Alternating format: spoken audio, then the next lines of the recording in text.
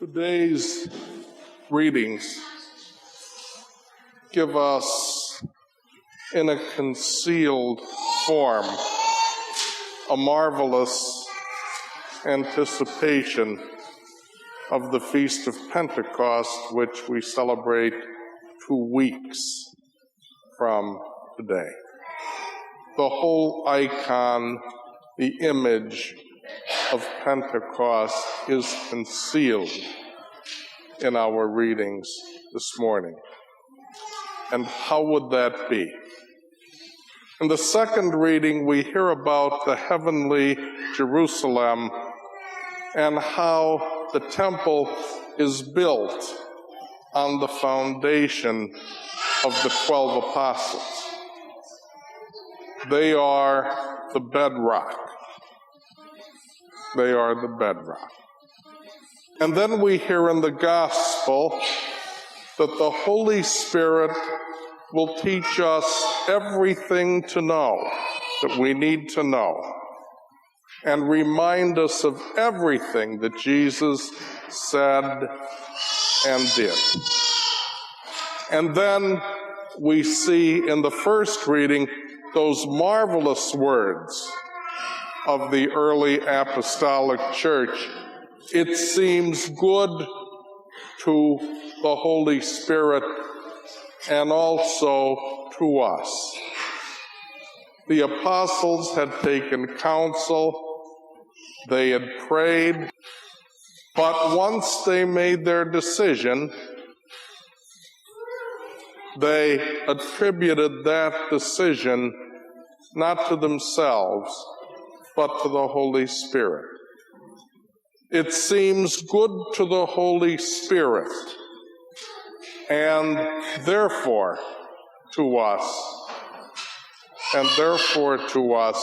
that we solve this particular problem of disunity among Jewish followers of Christ and Gentile followers of Christ, that we solve this problem in this way. It seems good to the Holy Spirit, and so also to us. Those early apostles knew the message that the Lord had handed on to them at Pentecost, and they realized the authority that they had to speak on behalf of the Holy Spirit, and they lived and they died for what they spoke on behalf of the Holy Spirit. The mystery of Pentecost, of that upper room, of the Holy Spirit descending in tongues of fire and giving the gift to forgive sins, and so many other beautiful gifts to the apostles.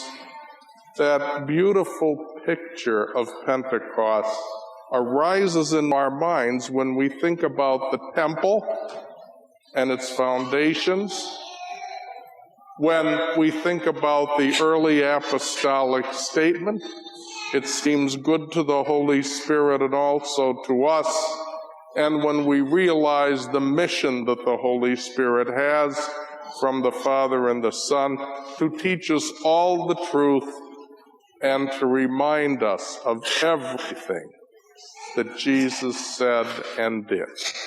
As we meditate on these readings, Pentecost is at first concealed, and then in its truth becomes more and more revealed in the concrete.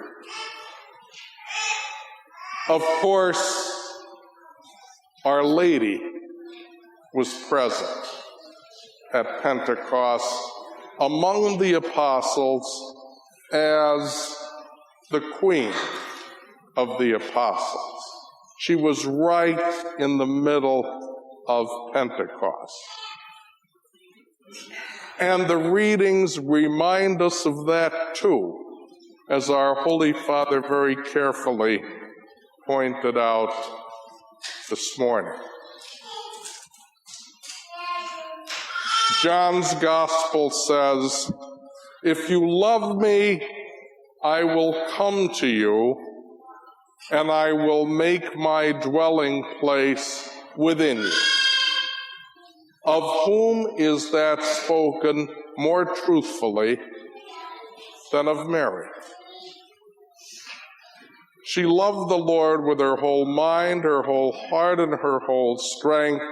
She loved her neighbor as herself, and the Lord came to her and made his dwelling place within her womb. That's how much she loved.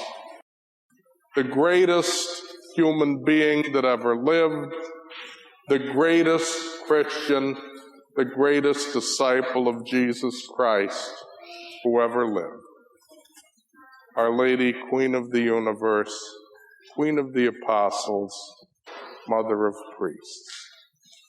She loved perfectly, conceived without original sin, and so God came to her and perfectly made his dwelling place within her. And that's why she is the mother of the church. She is the model of the church. Insofar as we love, God comes and makes his dwelling place within us. And that starts in a very special way today for our beautiful young first communicants. How wonderful they are.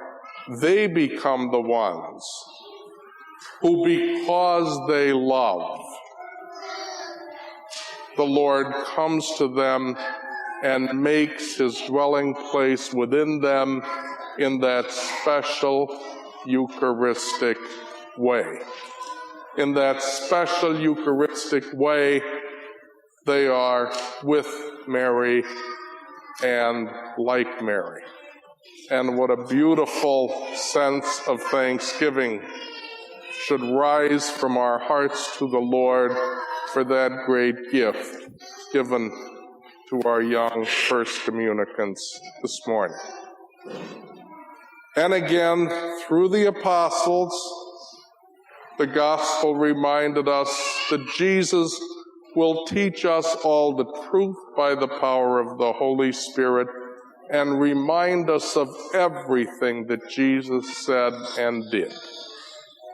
The primary repository of all the truth and of everything that Jesus said and did was our Blessed Mother. She is, as our Holy Father likes to say, the memory of the Church.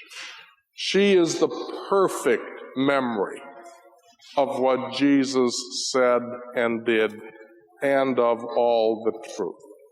That's why we call her Seat of Wisdom. She is the repository, the incarnation of all the truth that Jesus said and did.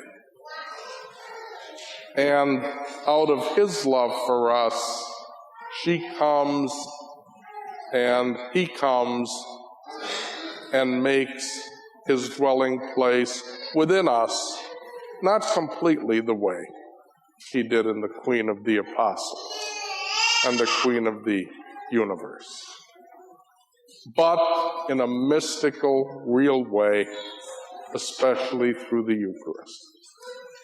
So at Pentecost, we have the apostles gathered around Mary right in the center, and the power of the Holy Spirit unleashed, so that Jesus can come and dwell with us, teach us the whole truth, and remind us of everything that Jesus said and did. All of that is beautifully concealed and then revealed in this morning's reading. And let us never forget, especially during this month of May, the very special place that Mary, our Mother, has in the history of our salvation. Let us never forget her uniqueness Let us never forget that it was a woman, the woman, Mary, the Mother of God, who was chosen to be the greatest Christian, the perfect disciple, the greatest human being that ever lived. And let us thank God for her and for all the great women and mothers in the church who remind us of how Mary herself said and did things every single day. Praise be Jesus Christ.